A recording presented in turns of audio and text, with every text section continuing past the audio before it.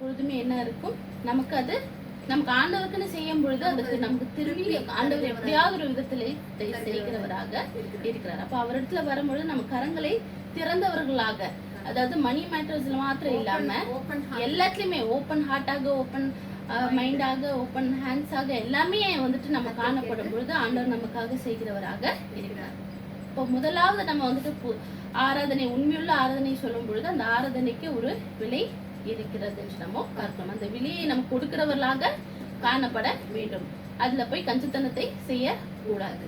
ரெண்டாவது வந்துட்டு எதை ஆண்டவர் வந்துட்டு அந்த உண்மையுள்ள ஆராதனை என்று நம்ம பார்க்கும் பொழுது, உண்மையுள்ள ஆராதனை நமக்குரிய அந்த மெட்டீரியல் காஸ்ட், மெட்டீரியல் வெல்த், அதாவது பொருளாதார காரியத்தை நம்ம கொடுக்க வேண்டிய காரியங்கள் இருக்கிறது, ஏற்படும் என்று நம்ம பார்க்கிறோம்.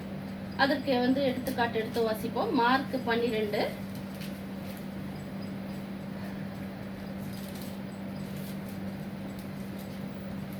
மார்க் 12 41 44 வாசிப்போம். இயேசு காணிக்கை பெட்டிக்கு எதிராக உட்கார்ந்து ஜனங்கள் காணிக்கை பெட்டியில் பணம் போடுகிறதை பார்த்து கொண்டிருந்தார். ஐஸ்வர்யவான்கள் அநேகர் அதிகமாய் போட்டார்கள். ஏழையான ஒரு விதவையும் வந்து ஒரு துட்டுக்கு சரியான 2 காசை போட்டார். அப்பொழுது அவர் தம்முடைய சீஷரை அழைத்து, காணிக்கை பெட்டியில் பணம் போட்ட மற்ற எல்லாரை பார்க்கிலும் இந்த ஏழை விதவை அதிகமாக போட்டாள் என்று மெய்யாகவே உங்களுக்கு சொல்லுகிறேன். அவர்கள் எல்லாரும் தங்கள் பரிபூர்ணத்தில் இருந்து எடுத்து போட்டார்கள். இவளோ தன் வறுமையிலிருந்து தன் ஜீவனுக்கு உண்டாயிருந்தது எல்லாம் போட்டு விட்டாள் என்றார். அப்போ இந்த பேசேஜ்ல நம்ம பார்க்கும் பொழுது ஆண்டவர் எங்க உட்கார்ந்திருக்கிறார்?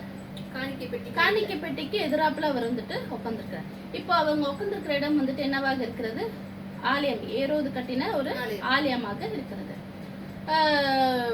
நமக்கு தெரியும், அந்த ஆண்டவருடைய இயேசு கிறிஸ்துவோட சீஷர்கள் அந்த அந்த அந்த ஆலயத்தை கண்டு எவ்வளவு வியந்து பார்த்தார்கள் என்று நம்ம பார்க்கிறோம். ஏன்னா அது அவ்வளவு அழகாக கட்டப்பட்ட ஒரு இதாக இருந்தது. இதோட கன்ஸ்ட்ரக்ஷன், அந்த ஆலயத்தோட கன்ஸ்ட்ரக்ஷன் 19 BCல தொடங்கி 9 BCல முடிந்த ஒரு காரியமாக இருக்கிறது.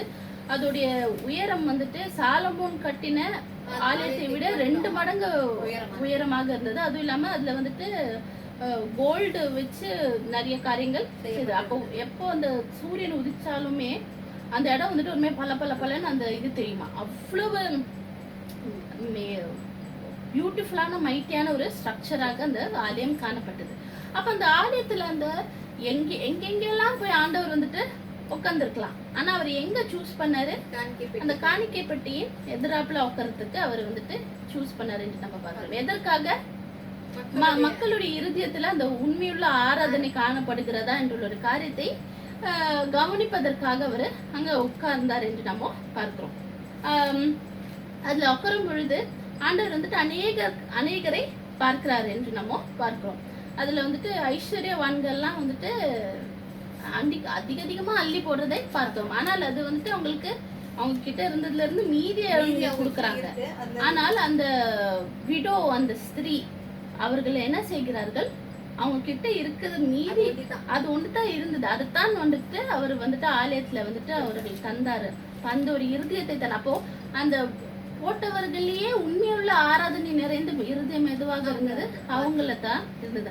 ஆண்டவர் அதற்காக நீ எனக்கு மாசம் இவ்வளவு காசு கொடு, நீ இவ்வளவு பண்ணு, எனக்கு இது பண்ண ஆண்டவர் ஒரு நாளுமே கேட்கல. அந்த கொடுக்கிற இருதயத்தை ஆண்டவர் பார்க்கிறார். நீ எவ்வளவு வைத்துக்கொண்டு எவ்வளவு நீ மீதியை கொடுக்கிறாயான்னு தான் ஆண்டவர் பார்க்கிறார்.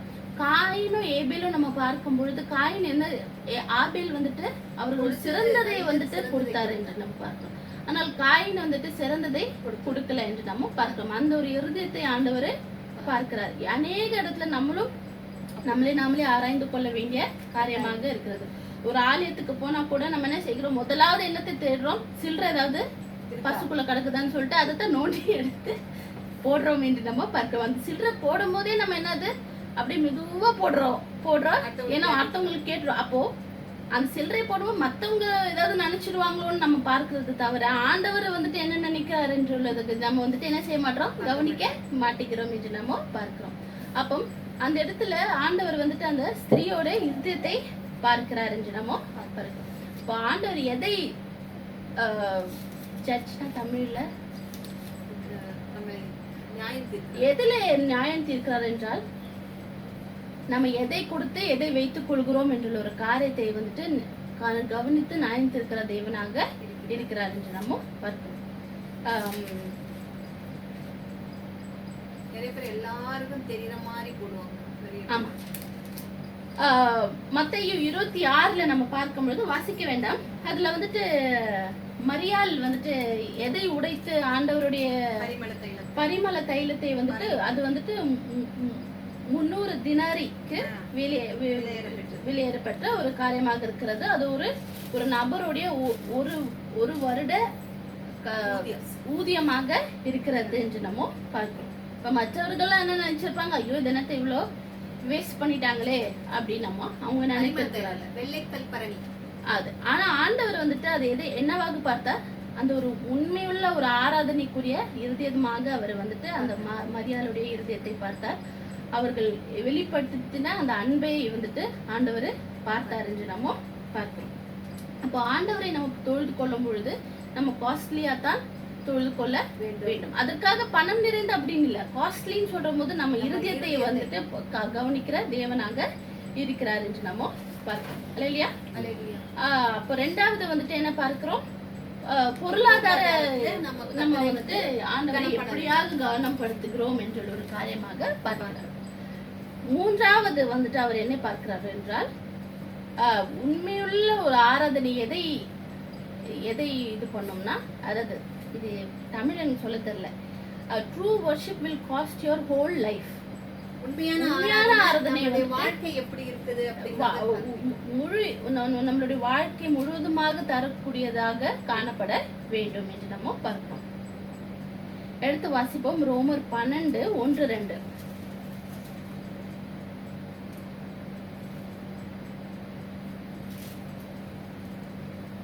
அன்றியும் சகோதரரே, ஆவிக்குரிய வரங்களை குறித்து நீங்கள் அறியாது. 12:1-2. அப்படி இருக்க சகோதரரே, நீங்கள் உங்கள் சரீரங்களை பரிசுத்தமும் தேவனுக்கு பிரியமுமான ஜீவ பலியாக ஒப்பு கொடுக்க வேண்டும் என்று தேவனுடைய இரக்கங்களை முன்னிட்டு உங்களை வேண்டிக் கொள்கின்றேன். இதுவே நீங்கள் செய்யத்தக்க புத்தியுள்ள ஆராதனை. நீங்கள் இந்த பிரபஞ்சத்துக்கு ஒத்த வேஷம் தெரியாமல் தேவனுடைய நன்மையும் பிரியமும் பரிபூர்ணமுமான சித்தம் இன்னதென்று பகுத்தறியத்தக்கதாக உங்கள் மனம் புதிதாகின்றதினாலே மறுரூபமாகுங்கள். அந்த முதலாவது வசனத்தை மீண்டும் வாசிப்போம். அப்படி இருக்க சகோதரரே, சகோதரிகளே, நீங்கள் உங்கள் சரீரங்களை பரிசுத்தமும் தேவனுக்கு பிரியமான ஜீவ பலியாக ஒப்பு கொடுக்க வேண்டும் என்று தேவனுடைய இரக்கங்களை முன்னிட்டு உங்களை வேண்டிக் கொள்கின்றேன். அப்போ நம்மளுடைய சரீரத்தை எப்படியாக கொடுக்க வேண்டும் என்று சொல்கிறார்? பரிசுத்தமும் ஆண்டவருக்கு பிரியமும் நம்ம வந்துட்டு ஒரு லிவிங் சாக்ரிஃபைஸாக நம்ம காணப்பட வேண்டும். அதுதான் வந்துட்டு மெய்யான ஒரு ஆராதனையாக இருக்கிறது. இப்போதைய உலகத்துல நம்ம பார்க்கும் பொழுது சரண்டர் சொல்லுகிற ஒரு காரியம் யாருக்குமே விருப்பம் இல்லாத ஒரு காரியமாக, எல்லாரும் இண்டிபெண்டாக இருக்க விரும்புவார்கள். அவங்க பதவியில வந்துட்டு சக்சஸ்ஃபுல்லாக இருக்கணும், யார்கிட்டயும் தாழ்மையோட இது ஸ்லேவாக இருக்கக்கூடாது, விட்டு போகக்கூடாது, அப்படியான ஒரு காரியமாக உலகத்துல காணப்படுகிறது. ஆனால் அப்படி ஆண்டவருடைய காரியத்துல நமக்கு அப்படி இருக்க கூடாது என்று நம்ம பார்க்கிறோம். முற்றிலுமாக நம்மளுடைய வாழ்க்கையை வந்துட்டு அவருக்கு நம்ம ஒப்பு கொடுக்கிறவர்களாக காணப்பட வேண்டும். அதுதான் உண்மையுள்ள ஒரு ஆராதனையாக இருக்கிறது என்று நம்ம பார்க்கிறோம். அதற்கு மெய்யான ஒரு எடுத்துக்காட்டு யாராக இருக்கிறார்? இயேசு கிறிஸ்துவானவராக இருக்கிறார். அவருக்கு தன்னைத்தானே வந்துட்டு நமக்காக கொடுத்தார் என்று நம்ம பார்க்கிறோம்.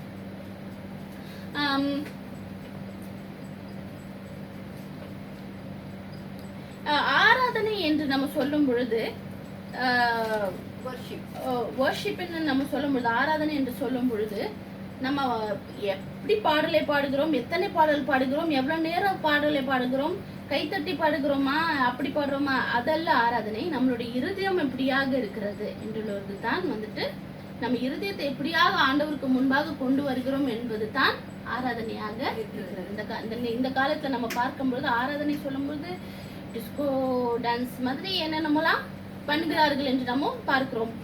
பாட்டு கேட்கும் போதே ஹைப் ஆகணும், வைப் ஆகணும், துள்ளணும், ஆடணும் அப்படின்னு நினைக்கிறார்கள் தவிர நம்மளுடைய இருதயம் எப்படியாக இருக்க வேண்டும் அவருக்கு முன்பாக. அதுதான் வந்துட்டு கொஞ்சம் கேத்தி விட்டாங்கன்னா அப்படியாக இன்னும் எவ்வளவு இங்கிலீஷ் ஆளுங்க எப்படி பண்றாங்களோ அதே மாதிரி நம்ம பண்ணணும், இல்லை இவங்க எப்படி பண்றாங்களோ அதே மாதிரி நம்ம பண்ணணும் என்று ஒரு போட்டி தான் வருகிறது தவிர நம்ம இருதயத்தை எப்படியாக நம்ம வந்துட்டு ஆண்டவருக்காக தயார்படுத்துகிறோம் என்ற ஒரு காரியத்தை நம்ம என்ன செய்கிறோம், அநேக நேரத்துல விட்டு விடுகிறோம் என்று நம்ம பார்க்கிறோம். ஒரு சாதாரணமாக இப்போ ஒரு ஒரு ஒரு காலையில நம்ம பெட்ல படுத்திருக்கோம், நம்ம எழும்ப போகிறோம் என்றாலும் ஆண்டவர் நம்ம வந்துட்டு ஆண்டவரிடத்துல ஜெபிக்க வேண்டியது என்னவென்றால், ஆண்டவரே இந்த இந்த ஒரு கட்டில் இல்ல நம்ம படுக்கறையா நம்ம படுக்கிற பெட் வந்துட்டு உங்க ஆலயமாக இருக்க வேண்டும், அதுல உள்ள சாக்ரிஃபைஸ் யாராக இருக்க வேண்டும், நாங்களாக. அப்படியாக நம்ம எங்க போனாலுமே நம்ம அதை வந்துட்டு ஆண்டவருக்கு எல்லா இடத்துலயுமே நம்ம என்ன செய்ய வேண்டும், அவருக்காக என்று நம்ம ஒப்பு கொடுக்க வேண்டும். எல்லா காரியத்திலும் நம்ம ஒரு வேலை ஸ்தலமாக இருக்கட்டும், வீட்டு வேலையாக இருக்கட்டும், எதை செய்தாலுமே நம்ம முழுதுமாக ஆண்டவருக்கு ஒப்பு கொடுக்கிறவர்களாக, அதைத்தான் ஆண்டவர் வந்துட்டு விரும்புகிறவராக இருக்கிறார் என்று நம்ம பார்க்கிறோம்.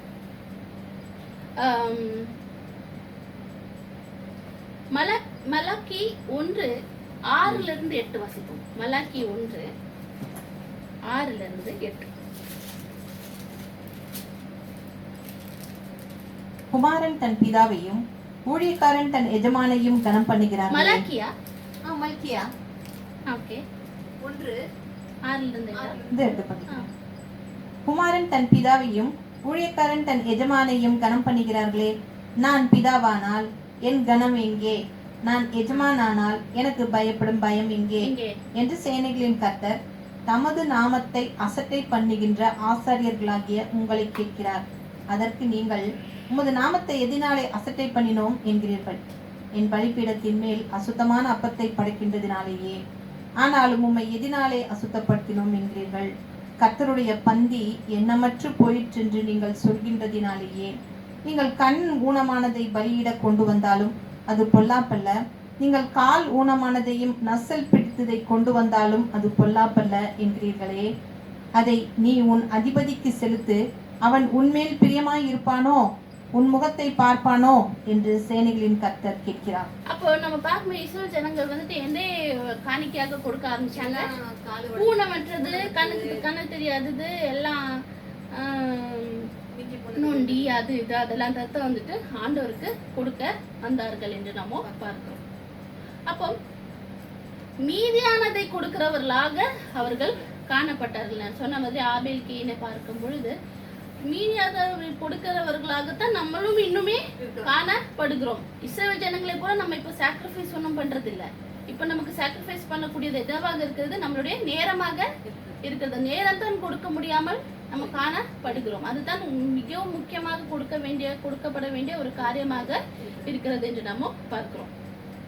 இந்த காலத்துல வந்துட்டு ஆண்டவருக்கு என்று நம்ம காரியங்களை செய்யும் பொழுது என்ன செய்கிறோம், காம்ப்ரமைஸ் பண்ணுகிறோம் அநேக நேரத்துல. இப்போ ஒரு சாதாரண ஒரு இந்த காலத்தை நம்ம பார்க்கும் பொழுது ஒரு வீட்டில் நம்ம யாருக்கா ஒரு gift கொடுக்குறோம்னாலுமே நம்ம என்ன செய்கிறோம், ஏற்கனவே யூஸ் பண்ண ஏதாவது ஒரு கிஃப்ட் ராப்பர் இருந்துச்சுன்னா நம்ம என்ன செய்கிறோம், அதை தான் ரீசைக்கிள் பண்ணி கொடுக்குறோம். ஏன் கிஃப்டையே நம்ம தான் ரீசைக்கிள், வீட்டில் என்ன உபயோகமாக இல்லையோ அதை தான் நம்ம கொடுக்கிறவர்களாக காணப்படுகிறோம் என்று நம்ம பார்க்கிறோம். அது நம்ம சாதாரண வாழ்க்கைக்கு போகும். ஆனால் ஆண்டவருடைய காரியத்துல நம்ம செய்யவே கூடாது. அது மிகவும் நம்ம வந்துட்டு கவனிக்க வேண்டிய ஒரு காரியமாக இருக்கிறது என்று நம்ம பார்க்கிறோம். ஊர்ல நிறைய இடங்களை நம்ம பார்க்கும் பொழுது பைபிள் காலேஜ்ல போயிட்டு படிக்க சொல்றவங்களை வந்துட்டு முக்காவாசி என்னவாக இருப்பார்கள், மேபி மற்ற அகாடமிக்ல வந்துட்டு அந்த அளவுக்கு தோத்து போய் இல்ல படிக்க முடியல அந்த மாதிரி வரவர்களை தான் என்ன செய்கிறார்கள், பைபிள் காலேஜ்ல போய் சரி அங்க போய் சேர்ந்துக்கோ அப்படின்னு வேற ஏதாவது ஒரு தேவைக்காக என்று அங்க போய் சேர்க்க படுகிறார்கள். உண்மையா ஆண்டவருக்கு என்று நம்ம செய்யணும் என்று செய்கிறவர்கள் வந்துட்டு மிகவும் குறைவாக இருக்கிறார்கள் என்று நம்ம பார்க்கிறோம். அப்போ ஆண்டவருடைய வார்த்தை என்ன சொல்கிறது, உலகத்துல வந்துட்டு ஞானம் உள்ளவனை பைத்தியம் உள்ளவர்களை தெரிந்து கொள்கிறார்கள் என்று நம்ம பார்க்கிறோம். நம்ம வந்துட்டு வேதாகமத்துல நம்ம பார்க்கும் பொழுது மிக அறிவு நிறைந்த ஒரு மோசையும் பவுலும் என்று நம்ம பார்க்கிறோம். ஸ்காலர்ஸாக இருந்தார்கள். அவர்களே ஆண்டவரை வந்துட்டு உபயோகித்தார். அவர்களுடைய காரியங்களே அவர்களுடைய இதை வந்துட்டு யாருக்காக உபயோகித்தார்கள்? ஆண்டவருக்கு என்று உபயோகித்தார்கள் என்று நம்ம பார்க்கிறோம். அப்ப நம்ம வந்துட்டு நம்ம வீக்காக இருந்தாலுமே நம்மளுடைய பெஸ்டே ஆண்டவருக்கு தருகிறவர்களாக நம்ம காணப்பட வேண்டும் என்று நம்ம பார்க்கிறோம். இல்லையா? அப்ப அந்த காலத்துல நான் சொல்றது 1800s 1700s எல்லாம் பார்க்கும் பொழுது அப்போ மிஷனரிக்கு சென்றவர்கள் தான் உண்மையான மிஷனரிகள் என்று நம்ம பார்க்கிறோம். குடும்பத்தை எல்லாம் விட்டு உண்மையான ப்ராஃபிட்ஸ் தான்.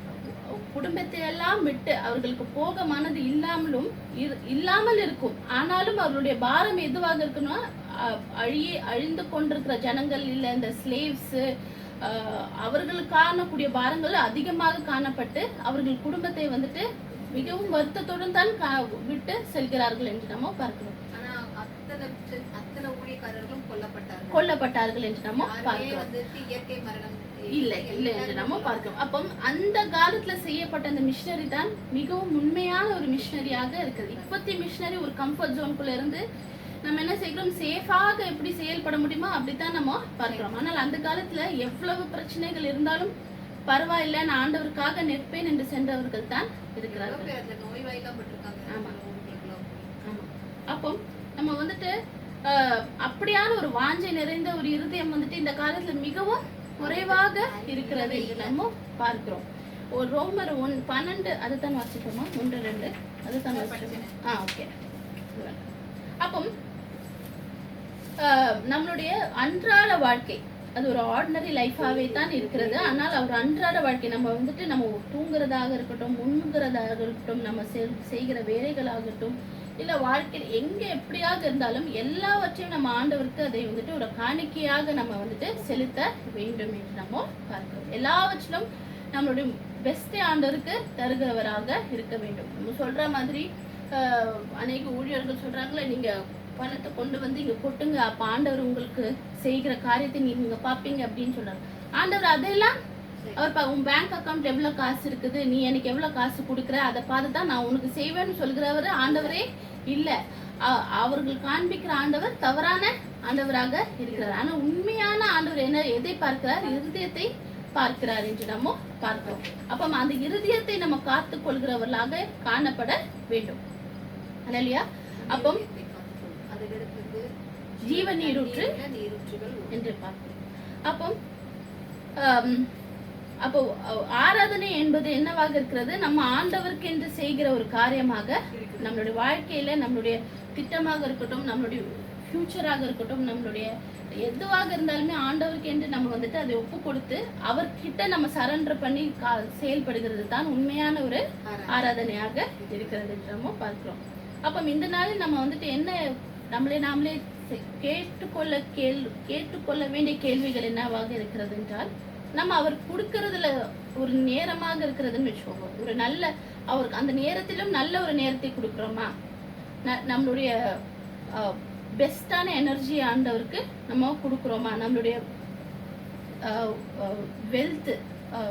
வெல்த்ல நல்லதாக நம்ம ஆண்டவருக்கு கொடுக்குறோமா? நம்ம சிந்திக்கிற சிந்தையிலும் நல்லதாக ஆண்டவருக்கு கொடுக்குறோமா? எல்லாவற்றிலுமே நம்ம வந்துட்டு என்ன செய்கிறோம்? நம்மளை என்ன யோசிக்க வேண்டும், நம்மளுடைய பெஸ்டை தருகிறோமா என்ற ஒரு காரியத்தை. இப்போ ஒரு கெஸ்ட் வீட்டுக்கு வரும்பொழுது மீதி போன சாப்பாடை நம்ம கொடுப்போமா? இல்லை லெஃப்ட் ஓவர்ஸை நம்ம வந்து கொடுக்க மாட்டோம். ஆனால் அநேகர் என்ன செய்கிறோம்? லெஃப்ட் ஓவர்ஸை யாருக்கு கொடுக்குறோம்? ஆண்டவருக்கு நம்ம கொடுக்குறவர்களாக இருக்கிறோம். டைம்ல வந்துட்டு ஓகே ஏதோ ஒரு மிஞ்சி போன கொஞ்சம் டைம் இருக்குதா, அதுல ஆண்டவரை ஆராதிக்கிறவர்களாக நம்ம காணப்படுகிறோம். நான் சொன்ன மாதிரி சில்லறைங்க இருக்குதான்னு பார்த்து அந்த சில்லறை ஆண்டவருக்கு கொடுக்கிறவர்களாக நம்ம காணப்படுகிறோம். எல்லாவற்றுக்கும் மேலாக என்ன காணப்படுகிறது என்றால், நம்மளுடைய இளமையை வந்துட்டு என்ன செய்கிறோம்? இளமை இருக்கிற வரைக்கும் நம்ம என்ன செய்கிறோம்?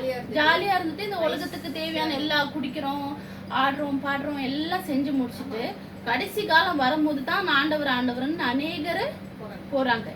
இவன் நம்ம குடும்பத்திலயுமே நம்ம பார்க்கும் பொழுது அநேகர் வந்துட்டு என்ன செய்கிறார்கள், வயசாக ஆரம்பிக்கும் போது தான் ஆண்டவரை நம்ம என்ன செய்கிறார்கள், பின்பற்றுகிறார்கள். அப்பதான் ஆலயத்துக்கு போறாங்க, அப்பதான் அவங்க நன்மையை வாங்குறாங்க, அப்பதான் எல்லாத்தையுமே செய்கிறார்கள் என்று பார்க்கிறோம். ஆனால் அந்த ஒரு காரியத்தை அல்ல ஆண்டவர், அதாவது எல்லாம் முடிச்சதுக்கு அப்புறம் அப்போ அந்த வயது ஆயிட்டுக்கு அப்புறம் தான் ஆண்டவரை தெரிந்து கொள்கிறோம் என்றது இல்ல உண்மையுள்ள ஆராதனை. ஒரு சின்ன ஒரு எடுத்துக்காட்டு நம்ம பார்க்கும் பொழுது, ஒரு சாது சுந்தர் சிங் ஒரு ஸ்டோரி ஒன்று இருந்தது. அதுல அவருடைய ஒரு ஸ்டூடெண்ட் வந்துட்டு கேட்பாங்க, என்ன கேட்பாருன்னா,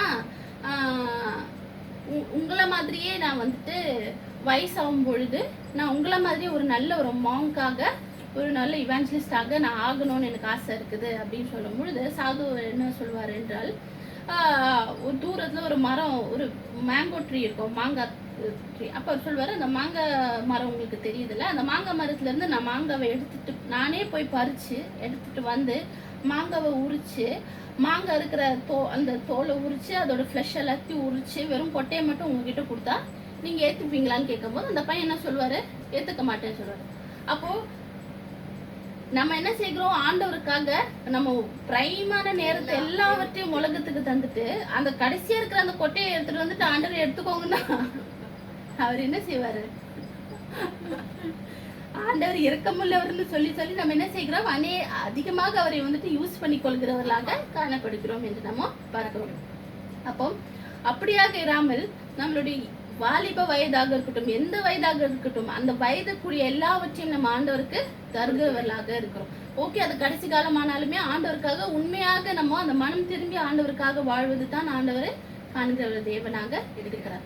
நம்ம அநேக நேரத்துல நாமளே நம்ம ஆராயும் பொழுது, ஆண்டவருடைய ஒரு ஜெபத்துல உட்காரும் பொழுது அநேக நேரத்தில் நம்ம என்ன செய்கிறோம், மொபைலை நோண்டிக்கொண்டே நம்ம இருக்கிறோம். என்னையே சேர்த்து தான் நான் சொல்லுகிறேன். அப்போ அந்த இடத்துல அந்த மொபைல் நம்ம பார்க்கும் பொழுது நம்ம வாய் மட்டும் தான் அசையுது, மனதுல இங்க இருக்குது, அந்த மொபைல்ல தான் காணப்படுகிறது. சர்ச்சுக்கு போகும்போது நம்ம எப்படி போறோம், ஆஷ் பூஷனை நல்ல குளிச்சு கிழிச்சு நல்ல ட்ரெஸ் எல்லாம் போட்டு பவுடர் எல்லாம் அடிச்சு மேக்கப்லாம் அடிச்சுட்டு நம்ம போறோம். யார் பார்க்கறதுக்கு போறோம், மனிதர்கள் பார்க்கணுன்றதுக்காக தான் நம்ம போறோம். ஆனா நம்ம என்ன நினைப்போம், ஆண்டவருக்காக நம்ம போறோம். ஆனா வீட்டுல இருந்து நம்ம ஆராதனை செய்யும் போது எப்படி உட்காரோம், ஏதோ ஒரு ட்ரெஸ் ஒன்று போடுவோம், ஏதோ ஒன்று போட்டுட்டு உட்காருவோம்னு நம்ம நினைக்கிறோம். அப்போ அந்த மாதிரி சின்ன சின்ன காரியத்துல கூட நம்ம என்ன செய்ய வேண்டும், அது ஒரு சின்ன காரியமாக நம்ம நினைக்கலாம். ஆனால் அதெல்லாம் தான் ஆண்டவர் உங்க இருதயம் எப்படியாக இருக்கிறது, நீங்க ஜெபிக்கும் போது உங்க இருதயம் மொத்தமா என்கிட்ட தான் இருக்குதா, உங்க ஃபோக்கஸ் ஃபுல்லாக என்கிட்ட தான் இருக்குதா என்று ஒரு காரியத்தை ஆண்டவர் பார்க்கிறவராக இருக்கிறார் என்று நம்ம பார்க்கிறோம். அப்ப இந்த நாளில் நம்ம வந்துட்டு நம்ம பார்த்தபடி நம்ம உண்மையுள்ள ஒரு ஆராதிக்கிறவர்களாக நம்ம காணப்படுகிறோமா என்ற ஒரு காரியத்தை தான் ஆண்டவர் நம்மளிடத்துல இருந்து காண்கிறார், நம்மளிடத்துல இருந்து கேட்கிறார். நம்மளும் அவருக்கு கீழ்ப்படுகிறவர்களாக எல்லாவற்றும் நம்ம வாழ்க்கையுடைய எல்லா பகுதியிலும், சின்ன பகுதியாக இருக்கட்டும், பெரிய பகுதியா இருக்கட்டும், நம்ம மொத்த வாழ்க்கையாக இருக்கட்டும், நம்ம அவருக்கு முற்றிலுமாக ஒப்பு கொடுக்கிறவர்களாக நம்ம மாறும் பொழுது ஆண்டவர் நம்மளை வந்துட்டு பயன்படுத்துகிறவராக இருக்கிறார் என்று நம்ம பார்க்கிறோம். கர்த்தர் இந்த நேரத்தை தந்ததற்காக அவருக்கு நன்றி செலுத்துகிறேன். ஆமென். அல்லேலூயா. ஆமென். அல்லேலூயா. ஹல்லேலூயா. ஸ்தோத்திரம் ஆண்டவரே, நன்றி இயேசுவே, நன்றி ஆவியானவரே, நன்றி பிதாவே, நன்றியோடு ஸ்தோத்திரிக்கிறோம் அப்பா. ஆமாண்டவர், கொடுக்கப்பட்ட அந்த வார்த்தைக்காக உமக்கு ஸ்தோத்திரம் ஆண்டவரே. நாங்கள் எப்படிப்பட்டவர்களாக இருக்கிறோம், எப்படிப்பட்டவர்களாக இருக்க வேண்டும் என்பதை கற்றுக் கொடுத்தீங்க ஆண்டவரே. ஏனென்றால் ஆமாண்டவரே, வாலிப நாட்கள் சிருஷ்டிக்கிற நினைன்னு சொல்லும்போது ஆண்டவரே, பலமுள்ள காலங்களிலும் பலமுள்ள நேரங்களிலும் தேவனை ஆராதிப்பது முழு ஆத்மோடு, முழு பலத்தோடு, முழு உள்ளத்தோடும் ஆராதிக்க வேண்டும் என்பதையும், அதே சமயத்திலும் எந்த ஒரு காரியத்துக்கு செய்தாலும் தேவனுக்கு ஆண்டவர் தேவனுடைய நாம் மகிமைப்படும்படியாக நம்ம நடந்து கொள்ள வேண்டும். தேவனுடைய சித்தத்தை புரிந்து செயல்பட வேண்டும். தேவனுடைய திட்டங்களை நோக்கி நடக்க வேண்டும். தேவன் விரும்புகிற காரியங்களை நம்மில் காணப்படுகிறதா என்று சோதித்திருந்து நாமளே ஆராய்ந்து அம்மாண்டவர் தேவனிடத்தில் கிட்டி சேர வேண்டும். ஹல்லேலூயா. அந்த ஏழை விதவை பார்த்தார், அதே போல ஆண்டவர் ஹல்லேலூயா. ஆமாண்டவர் எதை செய்தாலும் ஒரு கிரயம் வேணும் என்பதை ஆண்டவர் தேவனுக்கென்று நாங்கள் செய்யும் பொழுது தேவன் எங்கள் மேல் அம்மாண்டவர் கிருபை உள்ளவராக இருக்கிறார், இரக்கமுள்ளவராக, மனதுருக்கம் உள்ளவராக இருக்கிறார், நம்ம நோக்கி பார்க்கிறார், நம்மளை ஆண்டவரை உயர்த்த அவர் சித்தமாக இருக்கிறார் என்ற எல்லாம் அறிந்தும் ஆண்டவரை தேவனுக்கு நாங்கள் கொடுக்கிற முதல் மரியாதை, முதல் கனம், முதல் ஆமாண்டவரே ஹல்லேலூயா ஹல்லேலூயா. ஆமென் ஆண்டவரே. அநேக காரியங்களை ஊமையாக காட்டி ஆண்டவரே தேவன் இருந்து காரியங்களில் எல்லாம் எப்படியெல்லாம் அவர் தேவன் பிரியப்படுகிறார் என்பதை நாங்கள் உணர வேண்டும் என்பதற்காக ஆண்டவரே தேவன் எங்களுக்கு எடுத்து உரைத்தீர். அதற்காக உமக்கு ஸ்தோத்திரம் அப்பா. ஹல்லேலூயா ஹல்லேலூயா ஹல்லேலூயா ஹல்லேலூயா. ஓ உமக்கு நன்றி சொல்கிறோம் ஆண்டவரே. ஹல்லேலூயா. ஓ உமக்கு நன்றி அப்பா. அகந்தான் ஆண்டவரே நீர் எங்களோடு இடைப்பட்ட இந்த வார்த்தைக்காக ஸ்தோத்திரம் ஆண்டவரே. ஹல்லேலூயா. ஆனாம் ஆண்டவரே. அகந்தான் உடலை கொடு, உள்ளத்தை கொடு, உற்சாகமாய் உன்னை கொடு, ஒப்பு கொடு சந்தோஷமாய். தேவன் பிரியமாய் இருக்கிறார், இதிலே தானே மகிமை அடைகிறார். உடலை கொடு, உள்ளத்தை கொடு, உற்சாகமாய் உன்னை கொடு, ஒப்பு கொடு சந்தோஷமாய். இதிலே தேவன் பிரியமாயிருக்கிறார், இதிலே தானே மகிமை அடைகிறார். ஒரு மணி நேரம் கொடுத்து பாரு, உன்னை தேவன் உயர்த்துவாரு. ஒரு மணி நேரம் கொடுத்து பாரு, உன்னையும் தேவன் உயர்த்துவாரு. 10 பங்கு கொடுத்து பாரு, கடனே இல்லாமல் நடத்திடுவாரு. உடலை கொடு, உள்ளத்தை கொடு, உற்சாகமாய் உன்னை கொடு, ஒப்பு கொடு சந்தோஷமாய். நன்றி பாடல் தினமும் பாடு, நல்ல தேவன் வருவார் நோடு. நன்றி பாடல் தினமும் பாடு, நல்ல தேவன் வருவார் நோடு. உடலை நடந்தாலும் நன்றி கூறு, தீமையை நன்மையால் தினமும் வென்றிடு. உடலை கொடு, உள்ளத்தை கொடு, உற்சாகமாய் உன்னை கொடு, ஒப்பு கொடு சந்தோஷமாய். தேசத்திற்காக தினமும் மன்றாடு, பிறருக்காக பிரார்த்தனை செய்திடு. தேசத்திற்காக தினமும் மன்றாடு, பிறருக்காக பிரார்த்தனை செய்திடு. உன்னை கொடு, உடலை கொடு, உற்சாகமாய் உள்ளத்தை கொடு சந்தோஷமாய். பிரியமாயிருக்கிறார், இதிலே தானே மகிமை அடைகிறார். ஆளும் தலைவர்களை ஜபத்தில் நினைத்திடு, அமைதி பொங்கிடும், வன்முறை நீங்கிடும்.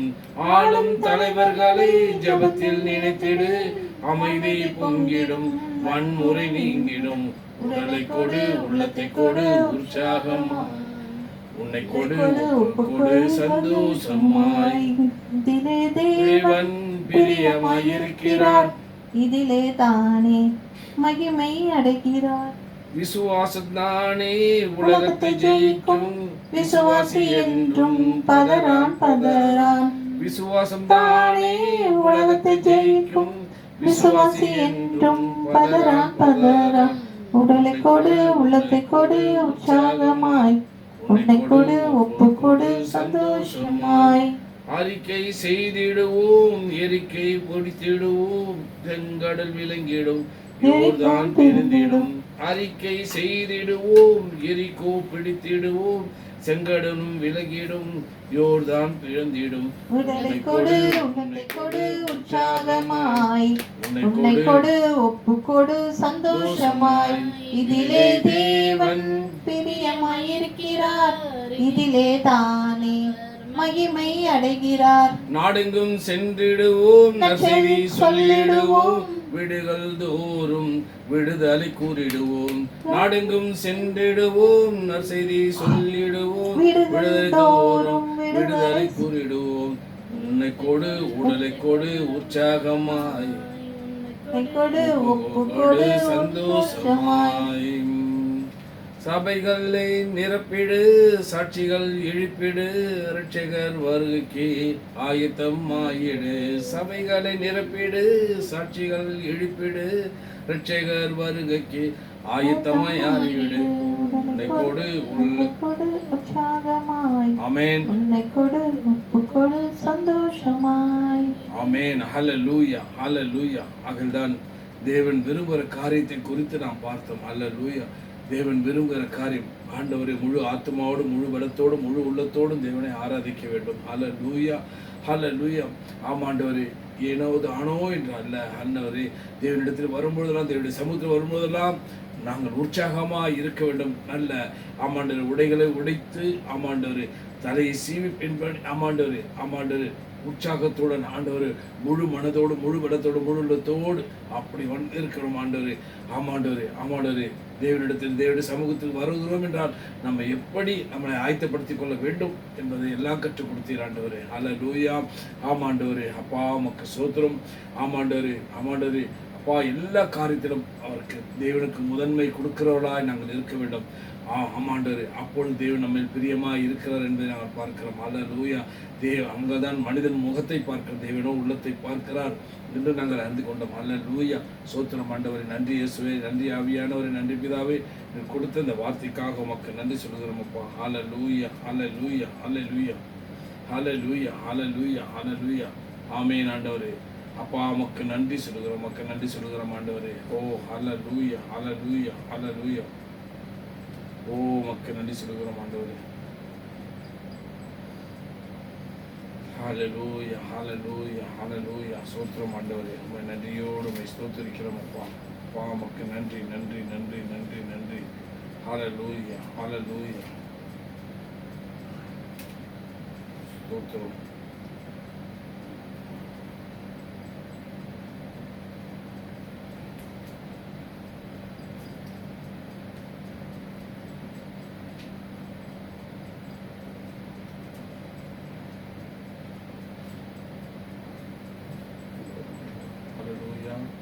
ஸ்தோத்திரம் ஆண்டவரே. நன்றி இயேசுவே, நன்றி ஆவியானவரே, நன்றி பிதாவே, நன்றியோடு உம்மை ஸ்தோத்திரிக்கிறோம் அப்பா. அல்லேலூயா, அல்லேலூயா, அல்லேலூயா.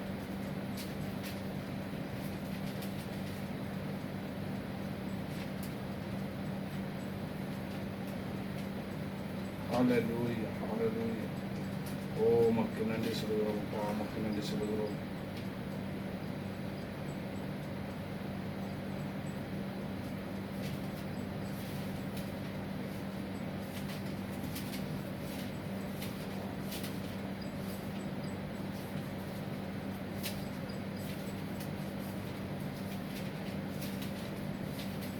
Hallelujah, hallelujah.